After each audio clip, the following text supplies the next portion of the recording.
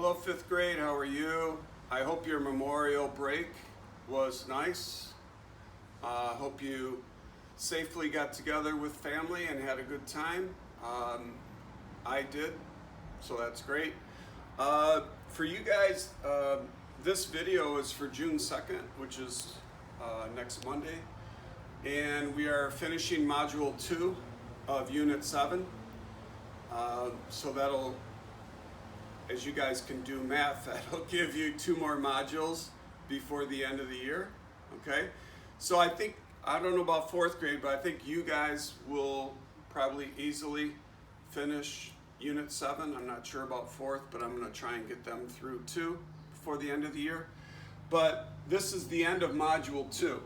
So I know some of this looks pretty like, that's way, we know that already, Ms. Brower. I know, but in the teacher's book, the problem string was just showing you once again that, yeah, I know you know 660 divided by 66 is 10. They're just once again showing you that if you have one 66 less, obviously the answer is 9. If you have one 66 more, which is 660 plus 60 is 726, is 11. I know you know that, but I just wanted to show you anyway, because that's what the book wanted me to show you. Now, what I put here, just as a reminder, we've gone over, like basically 3 ways of division. We've got the algorithm, and if you haven't done that many double-digit divisions, let me give you two ways of thinking. So if 66 can't go into 7, but 66 will go into 72, then that's 1.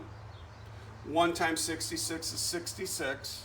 You subtract, you get 66, and 66 goes into 66 once. So yes, it's 11.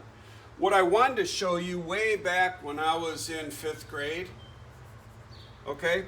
If you had something like this, and I just wanted to show you this, take a second to show you this. Now you're like, well, 66 won't go into 5, 66 won't go into 52.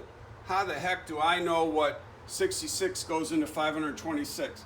So my 4th or 5th grade teacher, we would do 6 into 52, just to give us an idea.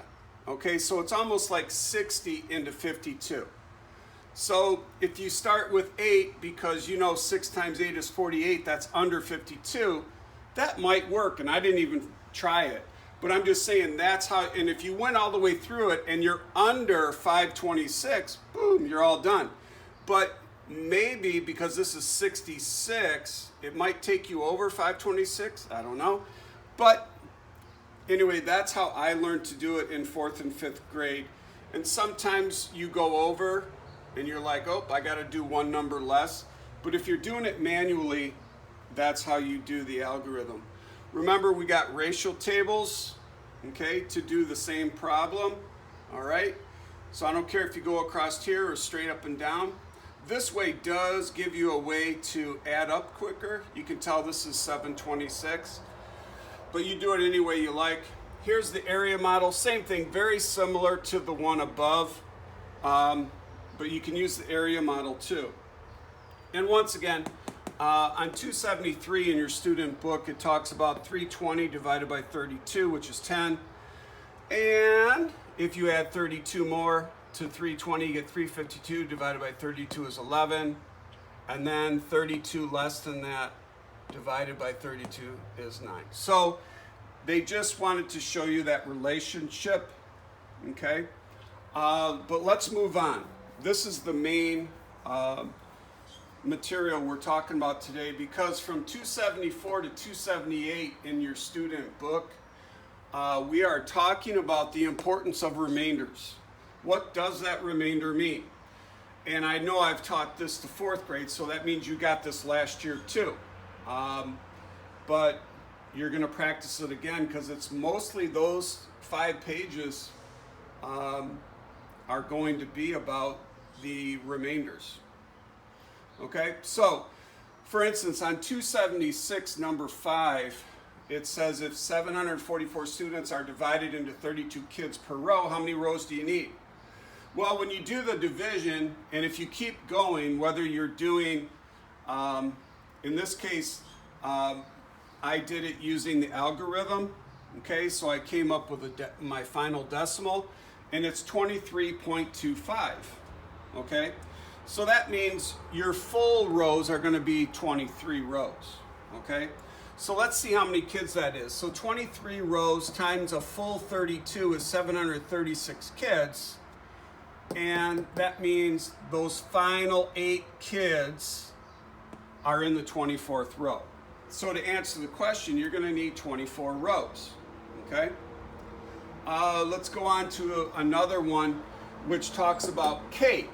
Now, you know, when 4 kids divide up 3 cookies, if they divide it into fourths, they're each going to get 3/4 of a cookie. Okay?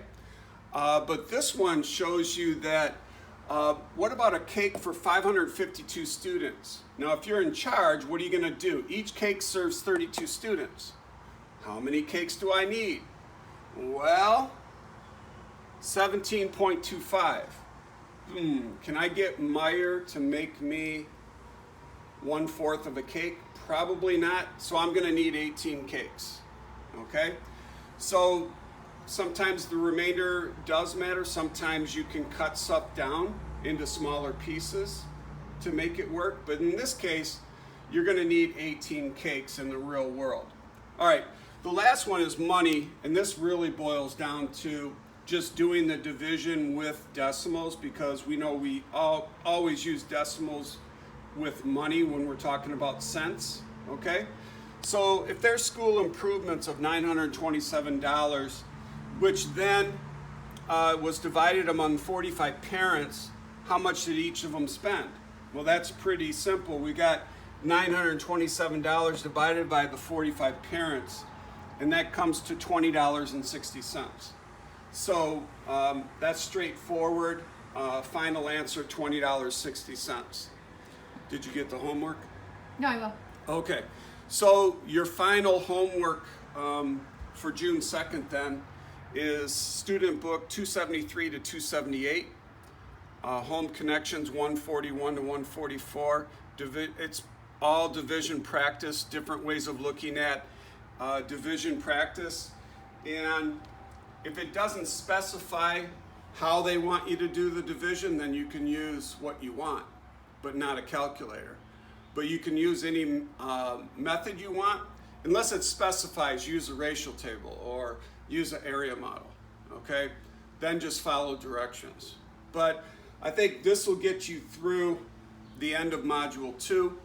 You guys are all pretty smart at this, so you'll probably won't have any problem finishing Module 2, and I will see you next time when we start Module 3, Unit 7, okay? This is Mr. Bauer out. Have a good day.